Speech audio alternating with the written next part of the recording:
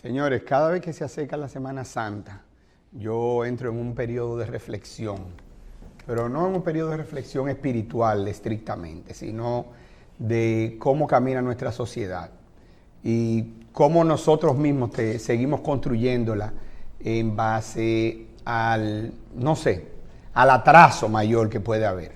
Uno ve una cantidad de titulares, un país que tiene que organizar carreteos, operativos en las carreteras, o sea, simplemente cómo obligar a la gente a cumplir la ley bajo la macana y el encajonamiento, entre otras cosas. Sí, se entiende que se refuercen en los lugares turísticos más ambulancias, que se garantice que no todo el personal de salud se vaya de vacaciones, que tiene derecho a irse de vacaciones, para que en casos de que hayan accidentes o intoxicaciones alcohólicas o una persona enferma grave su condición, haya quien lo atienda, etcétera. Eso no.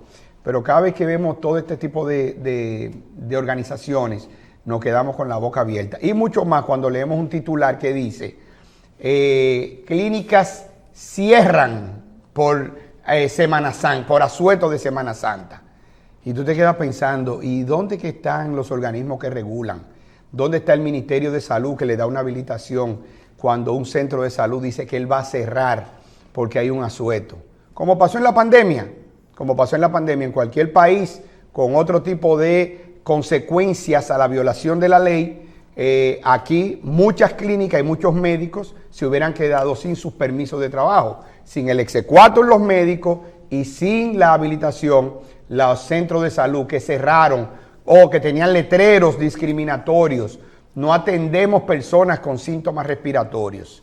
O sea, esas son de las cosas que nos muestran a nosotros que por más carros de lujo que tengamos, por más gadgets tecnológicos que veamos que la gente tiene y que entendemos que estamos ya no vemos televisión análoga o por televisión, sino que solamente hacemos streaming, ya no hay que comprar CD, está todo por un streaming de una de las aplicaciones de música, etcétera. ¿Qué va? Seguimos atrasados porque el atraso está aquí en nuestra cabeza y el atraso sigue en nuestra regulación, en el hacer cumplir las leyes. Pero eso solamente lo pongo ahí de lado para entonces entrar quizás en una de los primeros análisis que el doctor Jacín me pidió que hiciera, el doctor Julio Jacín me pidió que hiciera cuando vine al programa para formar parte de este staff de los miércoles de salud del programa.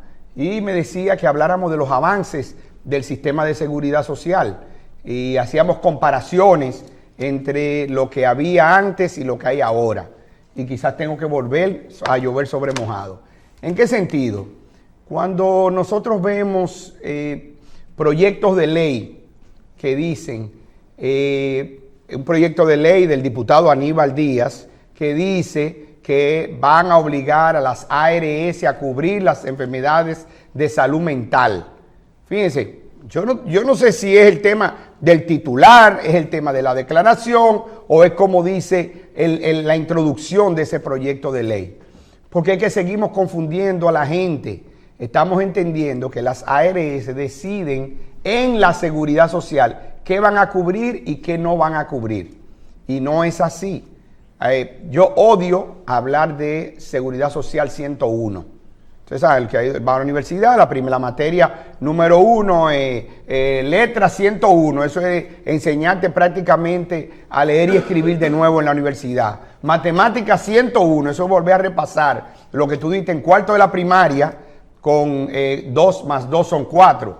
Entonces, ¿por qué? Cuando digo esto es porque después de 25 años, como un actor de cierta principalía trabajando en la construcción de la reforma de nuestro sistema de salud y seguridad social, me quedo pensando si vamos a seguir hablando de las cosas muy básicas. Y sí, tenemos que hacerlo. Pero yo voy a hablar mejor de seguridad social 102 para ver si avanzamos un poquito más. La gente tiene que entender que las coberturas de la seguridad social la define el Consejo Nacional de la Seguridad Social. de un catálogo, de una propuesta que le hace la Superintendencia de Salud y Riesgos Laborales. Para la Superintendencia de Salud y Riesgos Laborales hacer una propuesta, hace una cantidad de estudios. Primero, aunque no siempre obedece a eso en los últimos años, a una necesidad de lo que está enfermando la población dominicana, de las necesidades carentes que tiene, porque ahí hago mis críticas. Siempre he dicho, no es posible que tengamos 54% de nuestra población en sobrepeso o en obesidad y estemos cubriendo procedimientos que tienen, o sea, está hablando que de 10 millones de habitantes, para no poner el otro pedacito, 5.4 millones de personas tienen problemas de sobrepeso y obesidad, que desencadenan en hipertensión, en diabetes, como enfermedad inflamatoria, son precursores del cáncer, que terminan en enfermedades renales, etcétera, y nosotros no tengamos una cobertura integral para la obesidad o el sobrepeso, y sí la tengamos para otras patologías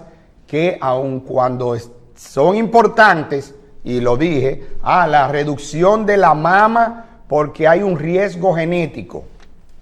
Venga, esos son, y me perdonan las mujeres porque sé que me importa que me acabe. Son 3 mujeres comparado con 5.4 millones de habitantes, con todas las otras consecuencias que se derivan de ahí. Entonces, la CISALRIL hace un estudio que se llama actuarial, y es que después que determina cuáles son las necesidades de la cobertura, hasta dónde llega esa cobertura, define cuánto cuesta esa cobertura. Entonces, en ese sentido, le propone al Consejo Nacional de la Seguridad Social asignar una proporción adicional del per cápita, o sea, de la prima que reciben las ARS, para con eso cubrir esas enfermedades. Que no es un dinero que lo sacó con una pinza y lo tiene aquí. Esto es para la salud mental. No, es un tema que tiene que ver todavía mucho más complejo, porque es para ponerlo en una canasta y cubrir todo lo que ahí se dé de la población que tiene afiliadas a ARS. Entonces, no es tan sencillo como decir, de ahora en adelante las ARS tienen que cubrirlo. Porque es que tienen que explicarle a la gente claramente el proceso. Y el proceso tiene un impacto económico, tiene un impacto financiero. En la seguridad social, la propia ley previó un desarrollo gradual. Y nosotros como sociedad estamos exigiendo un sistema de plena cobertura que no existe en ningún país del mundo. Pongamos ejemplos. Canadá, cobertura universal. El 100% de la población canadiense tiene que tener cobertura de la seguridad, o tiene cobertura de la seguridad social. Y lo saben los migrantes. Usted como migrante llega a Canadá, le entregaron su residencia y del aeropuerto a usted lo mandan a una oficina de la seguridad social para que usted quede registrado como que ya usted entró al país y a partir de hoy a las 8 de la mañana ya usted reside aquí, pero tiene que haber seleccionado dónde usted va a vivir, el médico que le corresponde para su atención primaria. Y de ahí en adelante todo tiene un orden de cobertura. Este país, señor, usted le indican hoy, ahora mismo, hay un médico indicándole una resonancia magnética con contraste a un afiliado. Sale para un centro diagnóstico y a las 11 de la mañana le está entregando el resultado al médico. No, pero allá eso no existe en España, eso no existe en Inglaterra, eso no existe en Canadá, eso no existe en Alemania, eso no existe en Israel. Estoy hablando de sistema con cobertura universal. En toda Europa, ni siquiera en los Estados Unidos usted tiene cómo salir en un sistema más liberal, tiene cómo salir y hacerse una prueba diagnóstica el mismo día, porque usted simplemente porque el médico la decidió. Y aquí nosotros tenemos a los médicos que dicen, los pediatras te dicen, no. Si tu laboratorio está cerca de aquí, pero no me puede entregar un hemograma en medio de una hora, no te refiero a los pacientes donde ti. Pero venga acá, explícame, ¿y qué es esto? Es una emergencia, es una urgencia, vaya a la sala de urgencia. Sí, doctor, pero hay un tema que aquí hablamos ayer, y es de la educación que es necesaria. Porque mire, usted está hablando de cobertura universal. Y eso, simplemente con la pregunta que le hizo Carlos Alonso en la pausa, antes de uno dice, aquí o es que hace falta mucha educación, o es que a veces los dominicanos no queremos hacer los locos. No, verdad. Una cosa es cobertura universal, quiere decir que todo el mundo tenga un seguro. Sí. Que tiene un plan básico de salud. Básico de salud. Pero eso no quiere decir que el hecho de que todo el mundo tenga un seguro que tenga el mismo plan, no quiere decir que le va a cubrir. Ese plan significa las mismas enfermedades, la misma cobertura en cuanto a los temas médicos, por ejemplo, pero no significa que le va a cubrir en todos los prestadores, ni todo el dinero igual en todos los prestadores. Que es lo que la gente a veces tú dices, o es un problema de educación, o es un problema de como la financiera, que la gente dice, sí, ay, fulano me cogió mi dinero. Ah, pero tú tenías que saber que eso no era un banco. ¿Tú estás entendiendo? Sí, o sea, ¿qué usted cree que es lo que ocurre? ¿Es un problema de educación o es un problema de que nos hacemos los pendejos?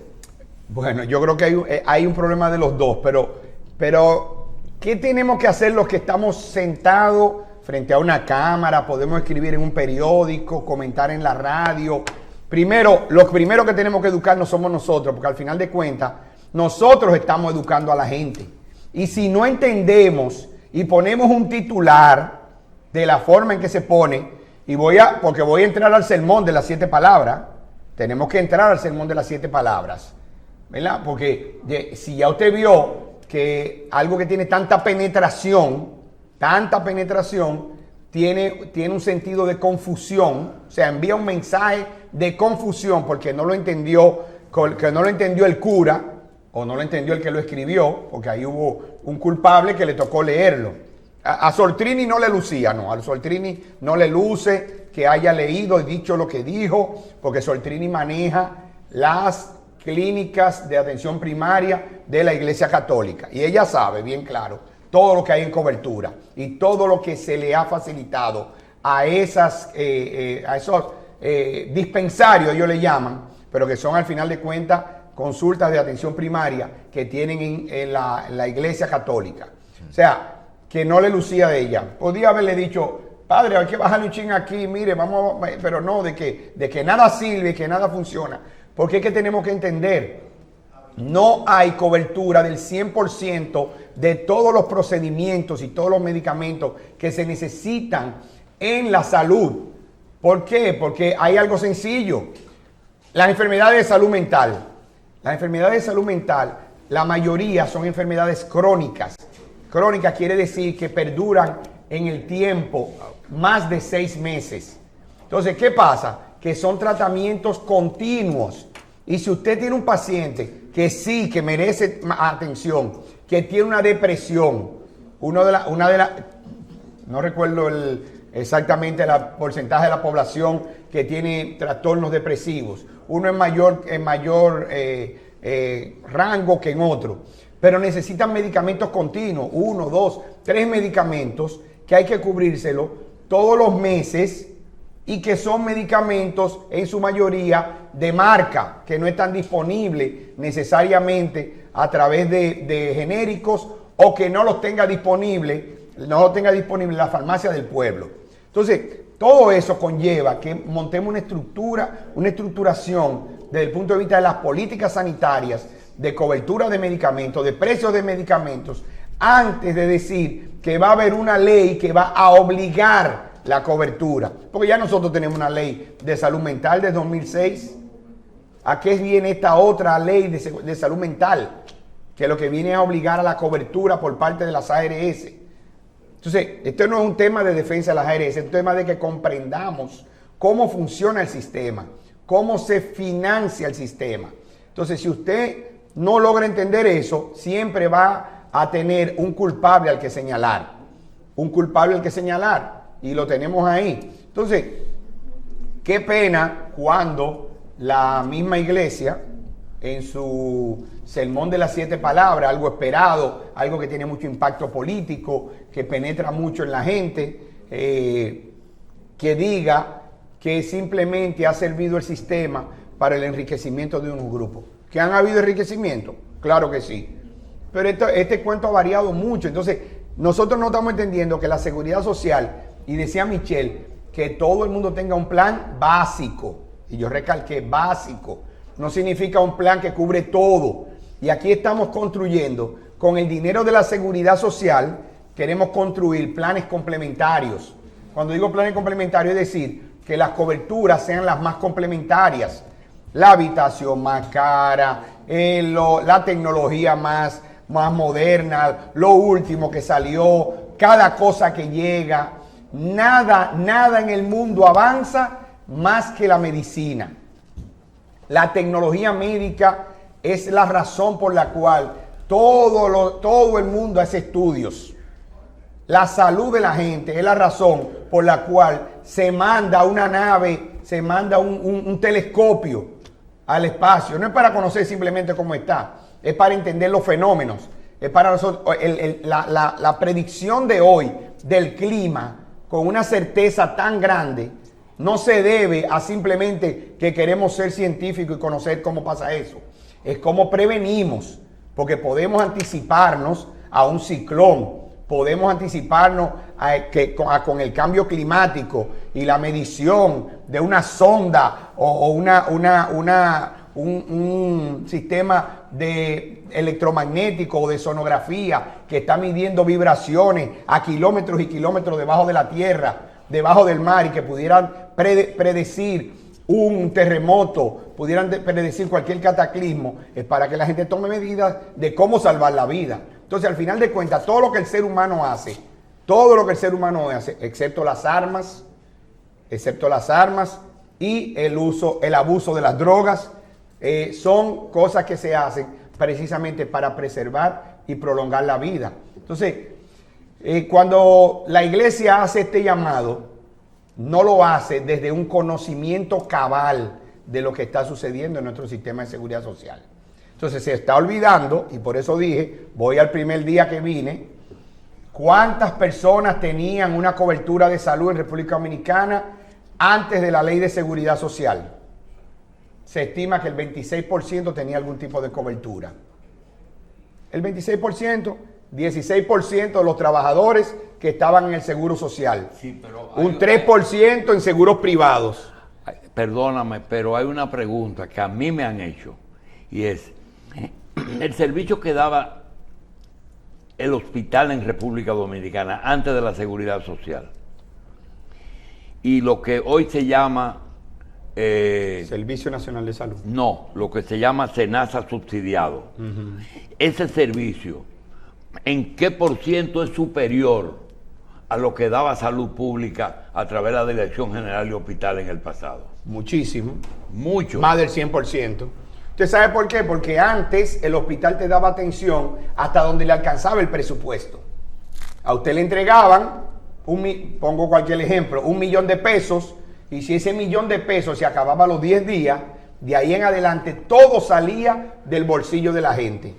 Vaya y compre este medicamento. Y la seguridad social, usted se recuerda cuando le decía, traiga un catéter. Sí, seguro. Y la seguridad social ayuda un poco a la medicina pública, claro, a los hospitales. Muchísimo, porque le inyecta dinero y además, como tiene un servicio contractual por el cual tiene que responder, entonces también no puede. Primero, ahora usted no encuentra 2 personas acostadas en una cama. Eso era típico en una maternidad. ¿Por qué? Porque esa no es la condición en la que el seguro te está pagando a ti. Díselo a Amnistía Internacional. Exactamente, no, ni siquiera con las haitianas. Ni siquiera con las haitianas. Usted no encuentra dos personas acostadas en una misma cama. Usted tiene garantía. Usted no tiene lista de esperas. Hemos hablado usted y yo en otras ocasiones de cómo la gente reservaba su cama para una cirugía. Conseguí una cama en el Padre Villini y me acosté ahí. Mi cirugía es el 28. Y hoy estamos a 4 de abril.